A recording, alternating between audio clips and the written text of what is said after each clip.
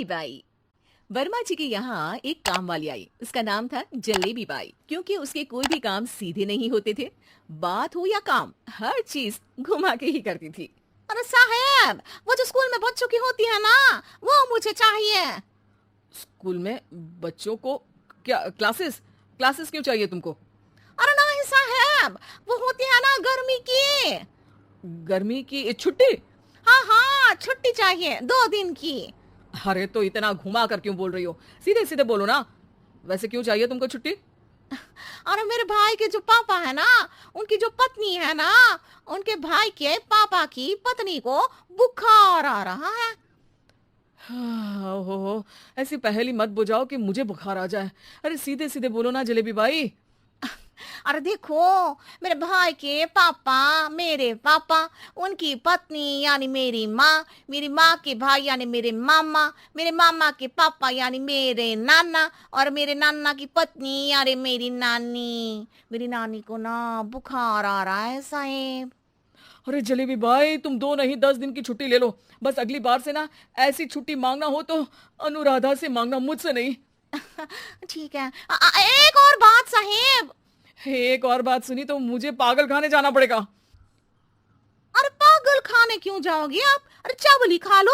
अरे जलेबी भाई, दिमाग का ढोकला मत बनाओ, जाओ यहाँ से प्लीज। वर्मा जी जलेबी बाई की घूमी बातों से जान बचाने के लिए उसे लंबी छुट्टी दे देते हैं और अनुराधा को बताते हैं। अरे आज तो उसने मेरे दिमाग के तार ही उलझा दिए। कितना घुमा घुमा के बात करती है जलेबी बाई। अरे तुम कहो तो मैं तुम्हारा हाथ बंटवा दूंगा घर के काम में, लेकिन जलेबी बाई को तो और झेल नहीं सकता मैं भाई। अरे शांत हो जाओ, मैं संभाल लिया करूंगी उसे। लोड मत लो आप उसका। हाँ हाँ, तुम संभाल लेना उसको, वरना मुझे नहीं संभाल पाओगी। मुझे आगरा के पागल खाने में ही भर्ती होना पड़ेगा। आगरा क्यों जाना? मुझे तो लगता है जलेबी बाई इस घर में थोड़े दिन और रही तो हमारा घर ही एक मशहूर पागल खाना बन जाएगा। तो दूसरी काम वाली ढूंढ ले क्या? अरे आजकल तो हर काम वाली बाई जलेबी जितनी ही टेढ़ी होती है। निकालेंगे नहीं, सिखा लेंगे उसको हम।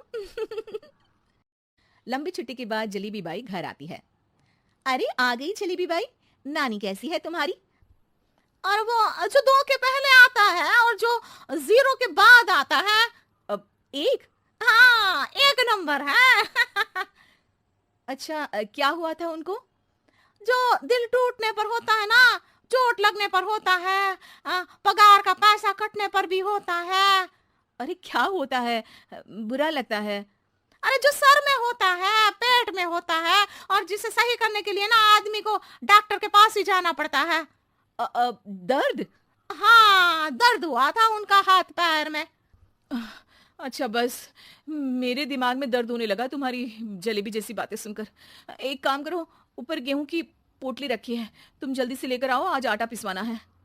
जलेबी बाई भागकर छत पर जाती है और गेहूं की पोटली उठाने की कोशिश करती है, मगर वजन ज्यादा होने की वजह से उससे बोरी उठती नहीं।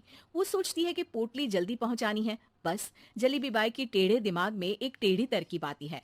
वो पोटली को छत पे घिसकर उसे बालकनी तक ले जाती है और छत से भीतर बरामदे में बोरी फेंक देती है। लो जी लो, हो गया जल्दी जल्दी काम। नीचे पहुंचती है तो देखती है कि अनुराधा वहां उसे गुस्से से देख रही है और नीचे पूरा गेहूं बिखरा पड़ा है।